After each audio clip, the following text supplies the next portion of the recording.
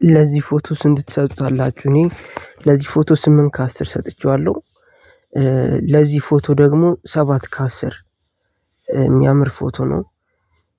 ለዚህ ፎቶ ደግሞ 4 ከ10 ሰጥቼዋለሁ።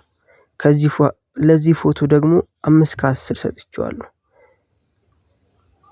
ከዚህ በኋላ ያሉትን ፎቶዎች ደግሞ እናንተ ሬት አድርጋችሁ ኮሜንት ላይ አስቀምጡልኝ። የፎቶውን አጠቃላይ ሪቪው ማለት ነው። ሰብስክራይብ ማድረግ እንዳይረሳ።